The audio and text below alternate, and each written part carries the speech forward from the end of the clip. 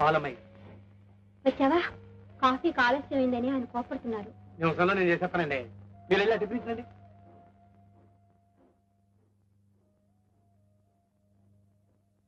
రాండి. టిఫిన్ నేను అడిగింది ఏమిటి, నువ్వు తెచ్చింది ఏమిటి? ఏమడిగాను? ఏమన్నాడు మీ నాన్న?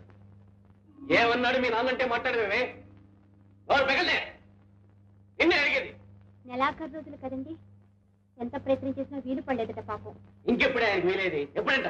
4 రోజుల్లో. 4 రోజులు కాదే, నా ప్రాణాలు పోయేలేక మీకు డబ్బు దొరకదు. మేనమామ కూతురిని పెళ్లి చేసుకున్నాను చూడు, ఆ పాపానికి మీతో పాటు నేను దరిద్రులను పెంచాల్సింది. దరిద్రపు కొట్టుకుంటారని సుఖం లేదు, శాంతి లేదు. చిచి, ఏ గూడ్స్ బండి కింద పడి చస్తే. అయ్యో అదే మాట్లాడండి. జీతం రాగానే నాన్నగారి దగ్గర డబ్బు తీసుకుని నేనే మీకు ఇస్తాను. నువ్వు డబ్బిచ్చేదాకా అవసరాలు ఆగుతాయి అనుకున్నావా? నెల మొదట్ల ఖర్చులు, నెలాఖరు అప్పులు. ఎప్పుడే డబ్బిచ్చేది? అందులో అవసరాలు తెచ్చిన వాడు అసలు కుదురు పెళ్లి చేసి.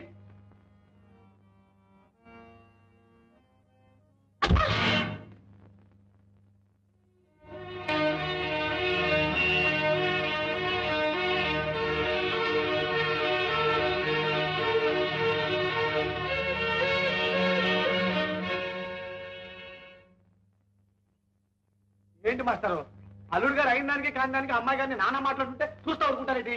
ఊరుకోలేకపోతే ఊరి పోసుకోవాలి. మీరు కూడా ఏంటి మాస్టారు, ఓ మంచి రోజు చూసి గట్టిగా 4 తగిలించండి. కుక్కిన పేర్లో మూలపడి ఉంటాడు నేను చెప్తాను. ఆ పని చేయడానికి నిమిషం పట్టదు, కానీ అలా చేస్తే నా బిడ్డ కాపురమే ముక్కలైపోతుంది.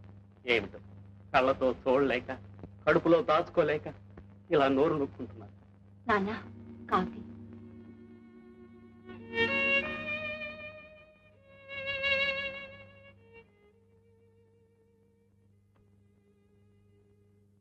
రేకుండా నీ డబ్బు నువ్వు తీసుకెళ్ళిపో.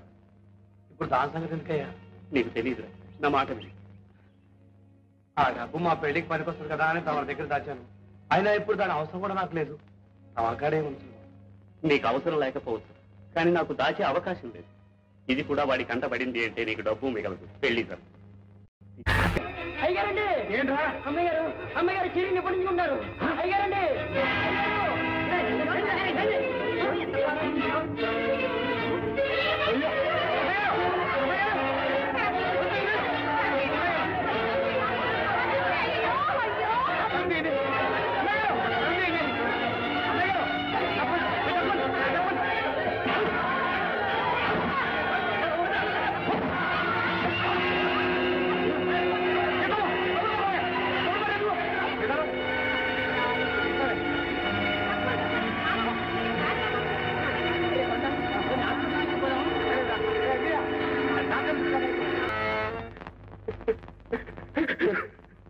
బాధపడకండి, దేవుడు మన పాలిట్టున్నాడు.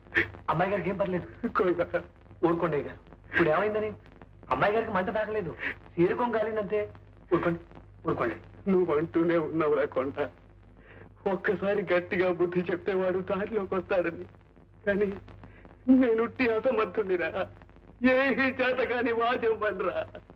వాడు అసలు మనిషి కాడరా, రాక్షసుడు, పశువు.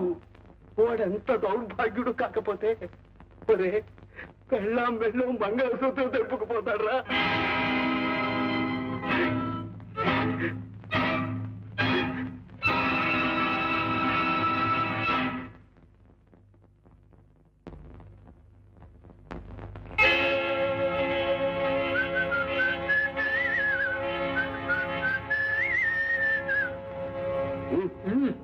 భార్య సుభద్రమ్మ గారి మెళ్ళలో తాడి పట్టి కనిపిస్తేనే నువ్వు బతుకుంటే, ఇంకోసారి ఆ అమ్మ మీద స్టేజ్ చేసుకున్నట్టు కానీ అయ్యగారిని డబ్బులు ఇమ్మని బలవంతం చేసినట్టు కానీ కనిపిస్తే నీ కాళ్ళు చేతులు కట్టి రైలు కింద మారుతాను.